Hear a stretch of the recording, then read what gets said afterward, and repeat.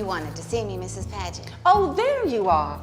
Mr. Padgett just informed me that Miss Laney and Mr. Brewster are having guests come down from New York this afternoon. Now, I know you're training up a new girl in the kitchen, but we need to have something special for lunch. And then later this afternoon, we'll talk about what the supper menu will be. Well, yes, Mrs. Padgett, I'll have everything ready and under control, just as always. Just as always. I knew that you would. This your scrapbook, Mrs. Padgett? Why, yes, it is. As a matter of fact, when Mr. Padgett and I first started at DeBary Hall, that was back when Mr. Adolph inherited it from his father. Oh, look here. I even have a picture of you. Oh, my. That girl can't be me. She's too thin to be a cook. Oh, my. Well, I best be getting back to the new girl before she gets herself into some kind of mischief. All right, well, I'll be checking on you girls in the kitchen in a few minutes. Yes, ma'am.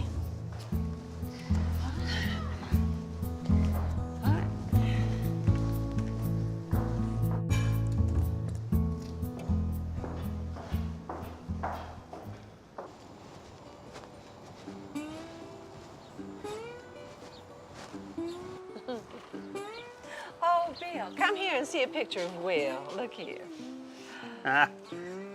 He's a spitting image of his grandpa. He looks exactly like me when I was that age. You remember this hunt?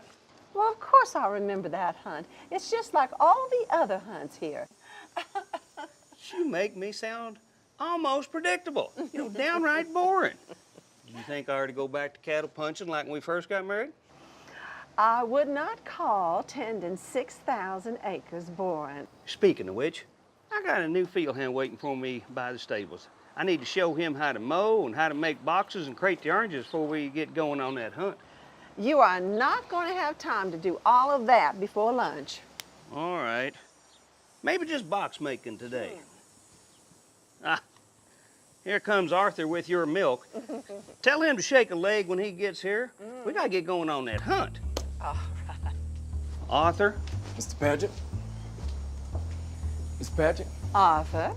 Got the milk from the main house, about to take it back to the kitchen, then I'll take care of the workers. Now remember, we have a hunt today. Oh, no, ma'am, don't I know it. Already talked to Mr. Padgett about it this morning. You know, we've been seeding the fields with partridge pea. Which is funny because we're not hunting partridges, we hunting quail. Anyway, they all right, fat and happy, and they ready to be hunted.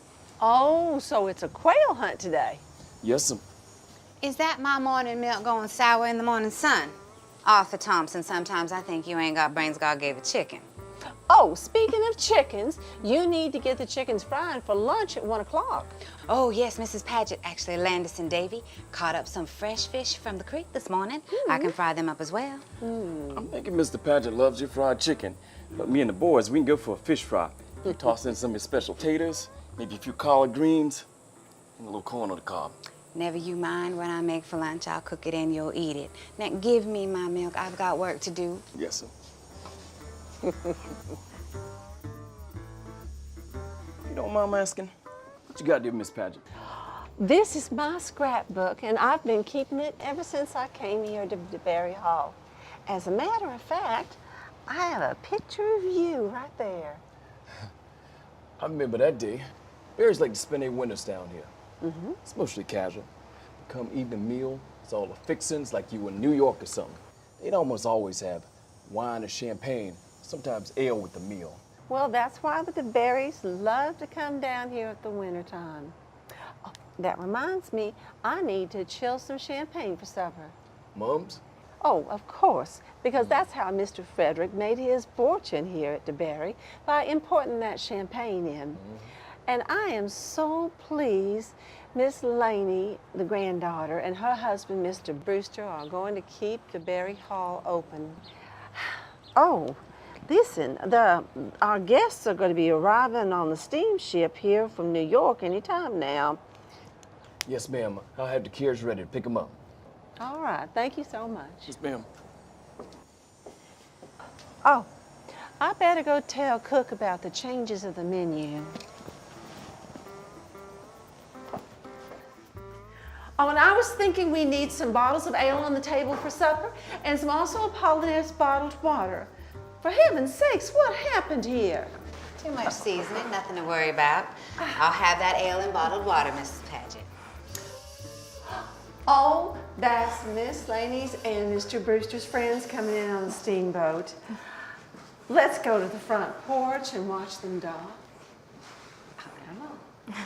Yes, ma'am.